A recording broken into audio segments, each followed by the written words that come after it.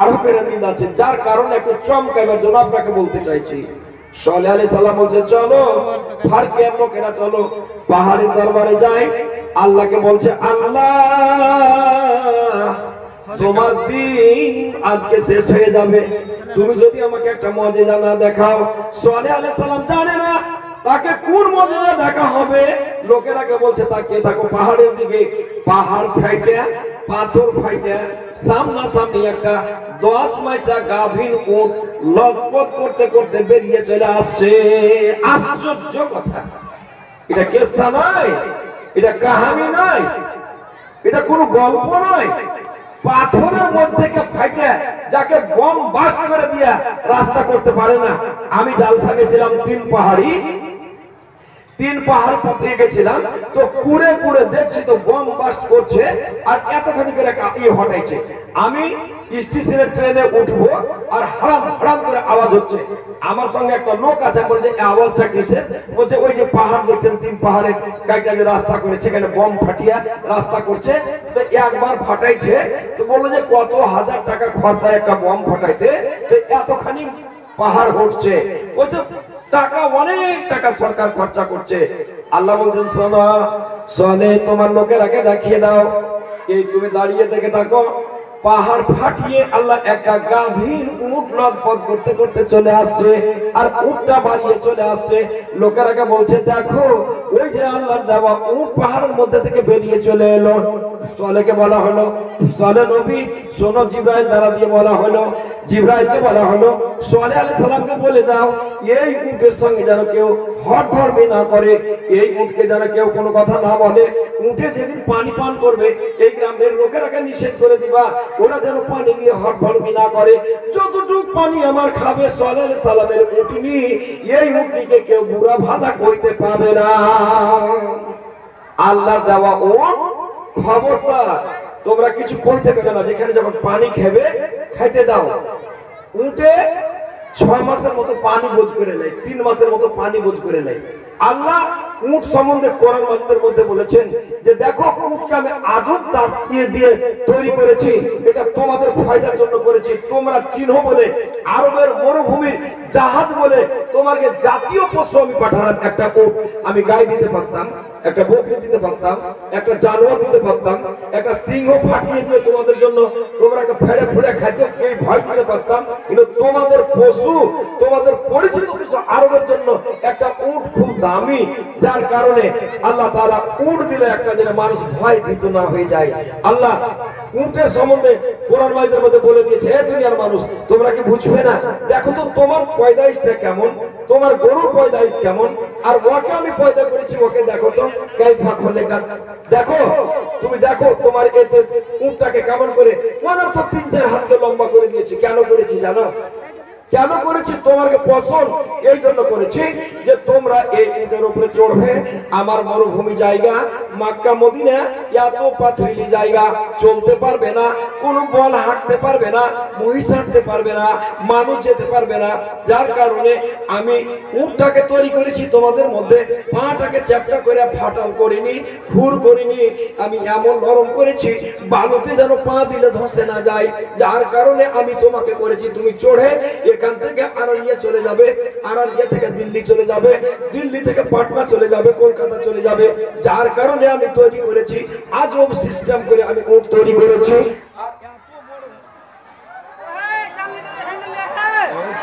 কি হলো জি? লাইন পাল্লে গেছে, বসে থাকেন।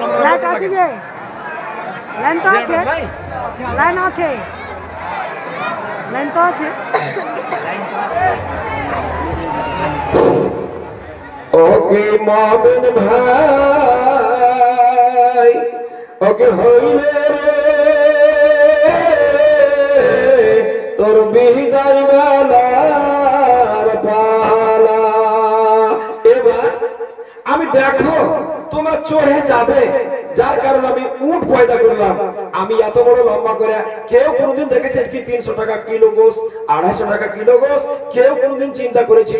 হাজি মুন্নি সাহেব, হাজি ইমাম সাহেব, হাজি খতিব সাহেব একবার বলেন তো এই উটটার গলা এত লম্বা কেন করা হয়েছে? কয়জন জিজ্ঞেস করেছেন? আল্লাহ বারবার কোরআনে করেছে ওয়ালাল ইবনে, দেখো তোমরা উটের দিকে, উনসুর ইলাল ইবনে, উটের দিকে তাকিয়ে দেখো কাইফা খলেকাত, আমি আজব সিস্টেম করে আমি পয়দা করেছি। তোমরা কেউ চিন্তা করনি?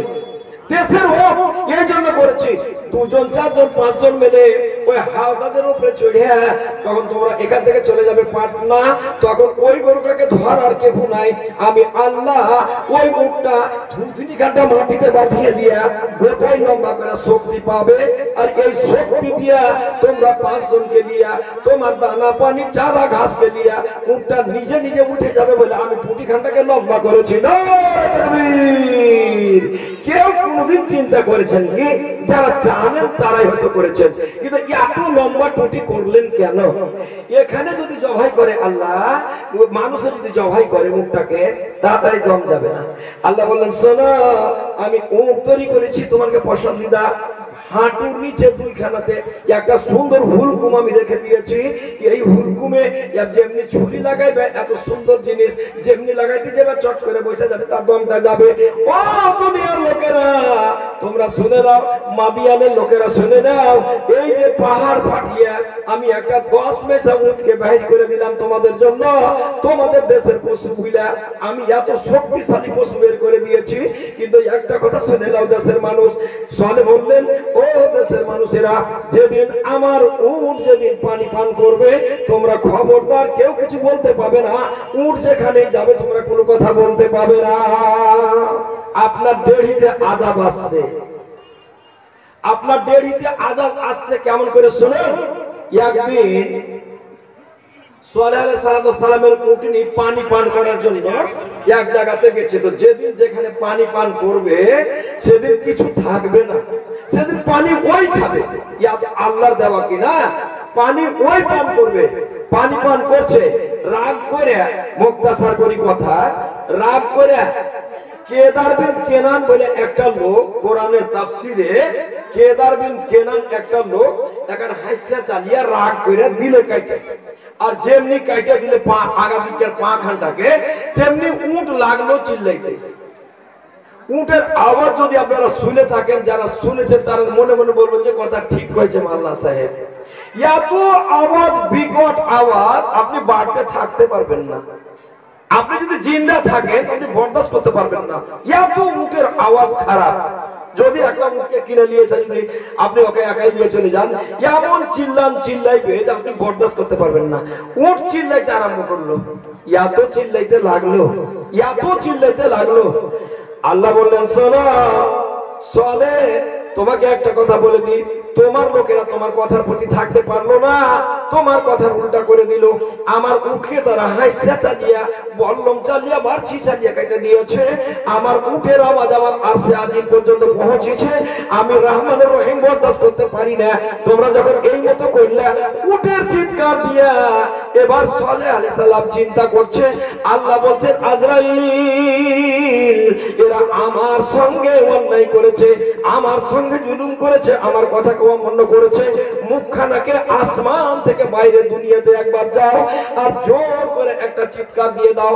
আর যেমনি জিবরাইল আলাইহিস সালাম যেমনি একবার চিৎকার করে দেওয়া, মানুষ বেহুশ হইয়া বুক ফাইটা, কলজা ফাইটা, খুন পড়তে আরম্ভ হলো, মুখ দিয়ে খুন উঠতে লাগলো। দেশের মানুষ দলে দলে থকা হইয়া মরতে আরম্ভ করলো। আল্লাহ বললেন ও নবী মুহাম্মদ, আমি 6666টা আয়াতকে আমি তোমার জন্য আমি পাঠিয়ে দিয়েছি। দেখো সাল্লাল্লাহু আলাইহি সাল্লামের জিন্দেগি আমি তোমাকে বলে দিয়েছি। তোমার যদি খেলাফ তারা এই মতো করে, যেমন সালেহ নবীর লোককে আমি খুন বাহির করে মেরেছি, তোমার উম্মতেরা এই মতো হয়ে যাবে। সম্মানিত ভাইরা, আজ ইসলাম আপনার কাছে অপরিচিত হয়ে গেছে। আল্লাহ বলে দিয়েছে মুহাম্মদকে যে দেখো তোমার কমকে তুমি সাবধান করে দিও, আমার সঙ্গে জিদবাদ না করে, আমার কাছে এমন এমন জিনিস আছে তারা বরবাদ হয়ে যাবে, আমি তারাকে জাহান্নামে দেব। সম্মানিত ভাইরা, আজ ইসলাম কেন অপরিচিত আপনার সামনে? আপনি মনে করছেন আমি মুসলমান, কিন্তু মুসলমান বলতে যে ইসলাম কষ্ট পাচ্ছে আপনার কাছে। মুসলমান আজ ইহুদিদের সঙ্গে পরিবর্তন হয়ে গেছে। বুড়া থোড়া মৌলভী মাওলানা, আল্লাহ নবী বললেন খালিফুল ইয়াহুদ ওয়ান নাসারা, এই মুসলমানেরা আমার উম্মত যারা, নবী মুহাম্মদের উম্মত যারা, তোমরা শোনো, তোমরা খেলাফ করিও ইহুদ নাসারার খেলাফ করিও, তোমরা জান্নাতবাসী হবে।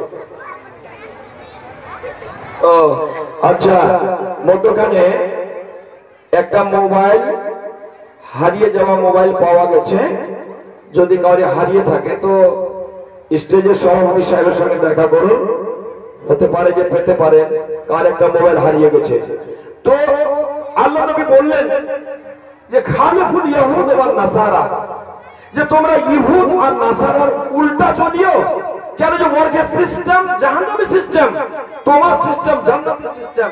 আজ আমাদের চাল ও চালান, আল্লাহ নবী বললেন দাজ্জাল আসবে পৃথিবী ধ্বংস হওয়ার কিছুদিন আগে। দাজ্জাল বর্তমানে এসে গেছে, এখন বর্তমানে দাজ্জাল ঘুরছে আপনার পাশে, আপনি শুধু দেখতে পাচ্ছেন না, দাজ্জাল এসে গেছে। আল্লাহ নবী বললেন দাজ্জাল আসার, পৃথিবী আসার। আসসালামু আলাইকুম ওয়া রাহমাতুল্লাহি ওয়া বারাকাতুহু। अस्सलाम वालेकुम रहमतुल्लाहि। माशाअल्लाह। अफसोस की बात है कि मुझे बांग्ला जुबान से रिलेटेड है और इस मजलिस में बांग्ला जुबान की बहुत जरूरी है, इसलिए आपके सामने बांग्ला बोलना पड़ेगा। आप बैठ के सुनिए, नहीं समझा मेरी बात? जी जी जी। तो এই আতে আমি বলতে গেছিলাম আপনাকে যে আল্লাহ বলে খালিফুল ইয়াহুদ ওয়ান নাসারা, আপনাকে যদি বলতে যাই আপনার মনে দুঃখ হবে, আপনার মনে সম্পূর্ণ। আল্লাহ নবী বললেন সালাম উদখুলু ফিস সিলমে কাফা, মুসলমান ইহুদ ছাড়া যারা মুসলমান, আমার উম্মত যারা ইহুদির খেলাফ করো, তোমরা পূর্ণভাবে ইসলামের মধ্যে দাখিল হয়ে যাও। ইসলাম তোমার হয়ে থাকবে, ইসলাম অপরিচিত থাকবে না, ইসলাম তোমার কাছ থেকে দূরে হয়ে যাবে। আল্লাহ নবী বললেন ও দুনিয়ার মানুষেরা শোনো, এমন একটা জামানা আসবে, বাপুরে যায়েদ বিন রিয়াজ বলছেন, এমন একটা জামানা আসবে মানুষেরা কোরআন শোনার জন্য বিতরিত হয়ে যাবে, গ্রামে গ্রামে বাড়িতে বাড়িতে হাফিজ তৈরি হয়ে যাবে, মৌলভী তৈরি হয়ে যাবে। এত হাফিজ হবে, সবাই খালি হাফিজ সাহেব, সবাই হাফিজ সাহেব, মৌলভী সাহেব। কিন্তু আল্লাহ নবী বললেন, হাদিসটা তিরমিজি শরীফের হাদিস শোনার জন্য আব্দুল্লাহ বিন আব্বাসকে বলছে, বাপুরে তোমার আওয়াজ শোনার জন্য, কোরআন শোনার জন্য দেশের মানুষ ছুটে আসে। এমন একটা জামানা আসবে রে বাপু, যে মানুষেরা কোরআন শোনার জন্য শুধু তাদের মুখ খানাতে হবে, কোরআন পড়বে, এমন সুন্দর সুর করে কোরআন পড়বে, কোকিলের কণ্ঠ দিয়ে সুর পড়বে, টন টন করে কোরআন পড়বে, কিন্তু তাদের কোরআন পড়া ঘন্টা শুধু এই হুলকুমের উপরে থাকবে, ভিতরে নামবে না, ভিতরে আমল হবে না, আমল করতে পারবে না, তারা হাফিজ হবে। আল্লাহ নবী বললেন ওই হাফিজের দ্বারা দিয়ে দুনিয়া ধ্বংস হয়ে যাবে, ইলম উঠে যাবে, অপরিচিত হয়ে যাবে, মৌলভী থাকবে, হাজী থাকবে, মাওলানা থাকবে, তাদের মধ্যে থেকে ঈমান বরবাদ হয়ে যাবে। যায়েদ বলছেন আল্লাহ নবী কেমন কথা বললেন, ইলম উঠে যাওয়ার মানে কি, কোরআন উঠে যাওয়ার মানে কি? আমরা দেখতে পাচ্ছি, আমার বেটাকে পড়িয়ে আমি মৌলভী করেছি, আমার বেটা তার বেটাকে পড়াবে, তার বেটা তার বেটাকে পড়াবে, এই করে করে কিয়ামত পর্যন্ত এই সিলসিলা জারি থাকবে। ইলম কি করে উঠে যাবে, ইসলাম কি করে দূরে চলে যাবে, আর ইসলাম কি করে আমার কাছ থেকে দূরে চলে যাবে, কোরআন কি করে বরবাদ হয়ে যাবে। আল্লাহ নবী বললেন হাদিস ইবনে মাজার, আল্লাহর নবী বললেন ও যায়েদ, মদিনার মধ্যে তোমাকে আমি চালাক মনে করছিলাম, ইলম সম্বন্ধে তুমি বেশি বলছিলে, কিন্তু তোমাকে একটা আমি পাগল মনে করছি, তুমি এই কথা মনে করলে কেন?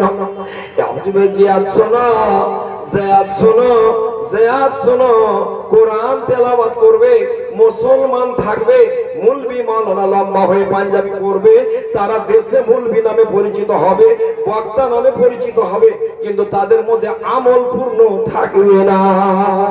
তখন দেশের আমল উঠে যাবে, ইসলাম অপরিচিত হয়ে যাবে, মুসলমানেরাকে আমি বলেছি, মুসলমান রে আমি তোমাকে এত ভালোবাসি, তোমার জবানটাকে আমি এত সুন্দর করে পয়দা করেছি, তোমার গরুর গোশতের মধ্যে সব চাইতে জবানটা বেশি মিঠা, এই জবানটা তোমার আমি করেছি তোমাকে নাপাক খিলাবো না বইলা, তোমার মায়ের নারীর সঙ্গে তোমার মুখকে না দিয়া তোমার নারীকে আমি খুনের সঙ্গে জড়িত করেছি। এই মুখে এমন একটা জামানা আসবে, আল্লাহর নবী বললেন এমন একটা জামানা আসবে মানুষেরা লোকমা তুলে তুলে খাবে, আমিনাল হালাল আমিনাল হারাম। সেদিন চিন্তা করবে না যে আমি লোকমা খেলাম হালালের না হারামের। বাজারে গিয়ে যা পাইছে তাই খেছে, যেমন কামাই তেমনই করছে। এই কামাইটা হালাল কি হারাম, এটা আমার জন্য ব্যবসা হালাল কি হারাম কোনো চিন্তা নাই। আল্লাহ নবী বলেন এটা ইসলাম তার কাছে অপরিচিত হয়ে যাবে। প্রত্যেক একটা নাসাদার দ্রব্য মানুষের কাছে হালাল হয়ে যাবে। উম্মুল খাবাইস বলা হয়েছে, যত গুনাহ আছে দুনিয়াতে যদি একটা লোক অন্যায় করে নেয় আল্লাহর কাছে যদি তোবা করে আল্লাহ মাফ করতে পারে, কিন্তু নাসাখোরকে আল্লাহ তাআলা, নাসা এমন একটা জিনিস, নাসা তার দিলখানটা পূর্ণভাবে হারাম হয়ে গেছে, হারাম হয়ে যাবে। আজ আল্লাহ নবী বললেন ইসলাম মনে হয় না নাসাদার দ্রব্য। আল্লাহ নবী বললেন যারা নাসা একবার জীবনে খেয়ে নিয়েছে তাদের দিলখানা নাপাক হয়ে কলজাতে দাগ হয়ে গেছে, এই দাগটা মরার সময় থেকে কষ্ট দেবে। আমি এই নাসাকে আমি জাহান্নাম পর্যন্ত পৌঁছে দেব। আল্লাহ নবী বললেন এমন একটা জামানা আসবে লায়াতি ইয়াউমুল কিয়ামা, আল্লাহর নবী কিয়ামতের দিন এমন একটা আমল দেখাবে তুমি নাসাখোর, তুমি পাগল পানি কইরা কিয়ামতের মাঠে ঘুরে যাবে, ঘুরে বেড়াবে। আর কি হবে, মুসলমানেরা নাসাকে হালাল মনে করে নেবে। কিছু আমিনাল হালাল আমিনাল হারাম, কোন একটা আপনি মুসলমান আপনি খান, আপনি বড় মানুষের বেটা, আপনি মোড়লের বেটা, আপনি হাজির বেটা, আপনি মুলবির বেটা, আপনি খান। আমার ওয়াজে আপনার কাজ নাও হতে পারে, কিন্তু আল্লাহর ওয়াজে আপনাকে কাম করতেই হবে, আপনার চলবে না। নাসাখোরকে আল্লাহ বললেন দুনিয়ার মধ্যে উম্মুল খাবাইস, বাড়ির মধ্যে যেমন একটা শান্তিদায়ক, যেমন একটা মালিক একটা মা, সেরকম গুনাহ যত গুনাহ আছে যত অন্যায় আছে তার মেন হলো নাসা। আজ মুসলমানের মুখ দিয়ে আজ নাসা আরামের সহিত পান করে চলে যাচ্ছে, একবারও চিন্তা নাই যে মুলবির মুখে শুনেছি ইমাম সাহেব বলেছে জুমার দিন বলেছে নাসা হারাম। আল্লাহ বলেন শুধু সারাব হারাম নয়, শুধু দারু হারাম নয়, শুধু দারু হারাম নয়, আল্লাহ নবী কেঁদে কেঁদে চোখ দিয়ে পানি দিয়ে দিয়ে বললেন ও সাহাবীরা তোমরা আজকে নাসাকে হারাম মনে করিয়া মদিনার জমিতে বহিয়ে দিলা, ডাঁড়া বহিয়ে দিয়েছ। এমন একটা জামানা আসবে ওরা মুসলমান দাবি করবে, ফারকিয়ার লোকেরা বলবে আমরা মুসলমান, তিলকবাড়ির মানুষেরা বলবে আমরা মুসলমান, ডুমরার মানুষেরা বলবে আমরা মুসলমান, কিন্তু রকমারি চালাকি করে তারা মিশাল করে বিলকিনাতে মিশাল করে দিয়ে দিয়ে তারা নাম ধরে ধরে তারা নাশা পান করবে। নাসাটাকে ঢাকার জন্য অন্য একটা নাম দিয়ে করবে, কিন্তু নাসা ওটাই। আর হারাম আল্লাহ নবী হারাম লফজ জাহের করে বলে দিয়েছেন নাসা হারাম, যাতে নাসা আছে কুল্লু মুশকিলিন হারামুন আও কালিলুন কাসীরুন, যদি এক টুকাও হয় আপনাকে হারাম, এক ঢোক যদি খেলেন হারাম, এক কলসি খেলেন হারাম, হারাম হারাম। মানুষ অপরিচিত হয়ে যাবে, ইসলামের দিকে আবার তাকিয়ে দেখবে না যে আরে হারাম বলেছে তা আমরা যে খাচ্ছি তো ইসলাম যে কানবে, ইসলাম যে মানা করেছে, নবী যে নিষেধ করেছে, সাল্লাল্লাহু আলাইহি সাল্লামের উটের মতন যে মুখ চিৎকার করে কখন আযাব আসবে। উঠিয়ে দেখুন আমেরিকা, উঠিয়ে দেখুন, উঠিয়ে দেখুন চীনকে, চীনের যেমন কোন জিনিসের তারতম্য নাই, কাঁচা ব্যাং সাপ ঘুগরা যত রকমের পোকা পাকড় আছে চীনেরা খাইছে। আর চীনের মধ্যে দেখেন বছরে 5 বার করে আযাব আসছে। আমেরিকাতে দেখুন এমন একটা আগুন লেগেছে, এমন আগুন লেগেছে সবাই আপনারা দেখতে পাচ্ছেন, এটা আল্লাহ সাল্লাল্লাহু আলাইহি সাল্লামের উটকে কাটা হচ্ছে, যে এমন আগুন লেগেছে আমেরিকার মতো বৈজ্ঞানিক মানুষ, সায়েন্টিফিক মানুষ আজ আগুন নিভাইতে পারে না। যারা মোবাইল দেখছে তারা চিন্তা করে দেখুন, যেমন সাল্লাল্লাহু আলাইহি সাল্লামের কম খুন বন্ধ করতে পারেনি, চিৎকার করে খুন উঠে মরে গেছে, আজ হাজার হাজার লোক আগুনে পুড়ছে। আবার নাকি চীন বলছে আবার আসছে, ওই ভাইরাস আসছে, আবার আসছে, তোমরা দেশবাসী সাবধান হও। কেন? আমিনাল হালালে আমিনাল হারামে। আল্লাহ নবী বললেন আমি তোমরাকে পয়দা বাকার জিনিস সবই আমি খেতে দিতাম, অর্ডার করে দিতাম। ও মুহাম্মদের উম্মতেরা, সাপ খাও, কাঁচা খাও, ঘোড়া খাও, ব্যাং খাও, কুকুর খাও, বিলাই খাও, সব কিছু খেতে বলতাম। আমি জানি কার মধ্যে কোন কোনটা আছে, কার মধ্যে কোন অপগুণ আছে, যার কারণে আমি বলে দিয়েছি তুমি যদি সোর খাও তোমার বুদ্ধিটা সোরের মতন হুৎকা হয়ে যাবে। এঁদুর যদি খাও, এত সুন্দর চর্বিওয়ালা গোস যদি তুমি খাও তোমার বুদ্ধি এঁদুরের মতো কাপড় কাটার মতো হয়ে যাবে। অন্যায় আছে, নাজায়েজ আছে, হারামের বুট আছে বলে আমি মনে করে দিয়েছি তোমার শরীর কমে যেতে পারে। দুনিয়ার মানুষ মাটি ফেড়ে ধান চাষ করে খাবে বলে তোমার শরীরটা কমজোর হয়ে যাবে। আমি একটা গরু পয়দা করেছি, এই গরুর গোশতে এমন ফ্যাটি আছে তোমার কমজোরিকে দূর করে দেবে। আমি আল্লাহ জানি তুমি জিদ করে যদি তুমি হারাম জিনিস খাও তোমার ব্রেনকে আমি নষ্ট করে দিয়ে তোমাকে বরবাদ করে দেবো। আল্লাহ বলেন আমিনাল হালাল আমিনাল হারাম। আজ মানুষের স্বাগত করানো হচ্ছে নাজায়েজ জিনিস দিয়ে, নাজায়েজ জিনিস দিয়ে স্বাগত করানো হচ্ছে।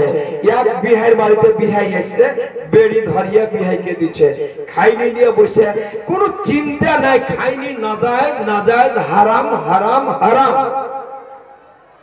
গুল করতে পারবেন না, তার মধ্যে নেশা আছে, কি একটুও চিন্তা নাই, মরে নাই, ইসলাম থেকে অপরিচিত হয়ে গেছে। আল্লাহর নবী বললেন এমন একটা জামানা আসবে যে মানুষ ইসলামকে অপরিচিত করে দেবে, মনে হয় না যে ওর প্রতি কোনো বিধান আছে। আজ নাজায়েজ আপনাকে ধরে ধরে বলছি, আপনার জন্যই বলছি, পয়সা আপনাকে লাগছে, আমার কিছু হয় না, কিন্তু আপনি আমার ভাই, কিয়ামতের কোটে আপনাকে ওই খাইনি আর নাশা আর দ্রব্য আর নাজায়েজ আর বেড়ি আর চুটি আর গুল আর ওয়াগাইলা ফেন্সিডিল ওয়াগাইরা ওয়াগাইরা এগুলোর খাইয়া আপনি কিয়ামতের দিন জাহান্নামে যাবেন যাবেন যাবেন। যার কারণে আল্লাহ নবী বলেছেন যে ওই নাশাখোর লোক কোনোদিন জান্নাতে যেতে পারবে না। ইসলাম আপনার জন্য অপরিচিত হয়ে গেল। আল্লাহ নবী বলছেন দাজ্জাল এসে গেছে। আল্লাহ নবী বললেন দাজ্জাল আসার আগে আগে, ঈমান যাওয়ার আগে আগে কতগুলি নিশানা তোমরা দেখতে পাবে। কিয়ামতের আলামতের জন্য কতগুলি অনুসন্ধানটা আছে, তার মধ্যে আমি 2-4টি কথা বলে আমার বক্তব্য বিষয়ে যাচ্ছি। সম্মানিত ভাইরা, আজকে ধরে ধরে ওয়াজ হয় না, যেমন মানুষেরা চাইছে তেমন ওয়াজ হয়েছে। শুধু চাইছে মসজিদ হোক আর মাদ্রাসা হোক, দুটা কথা বলে মানুষের দিলখানাকে পাক করা যায় না রে ভাই। আপনি গোটায় না পাক হয়ে আছেন, যদি আজ থেকে দুয়া করে পাক পবিত্র হয়ে যান, জাহান্নামের আগুন থেকে আপনাকে দূর হয়ে যেতে হবে। আজ আল্লাহ নবী কাঁদছেন আর বিদায় হচ্ছেন।